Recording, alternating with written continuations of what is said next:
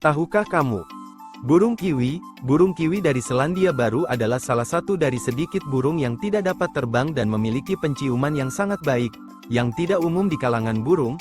Mereka menggunakan penciuman mereka untuk mencari makanan di tanah. Burung hummingbird, burung kolibri adalah satu-satunya burung yang bisa terbang mundur.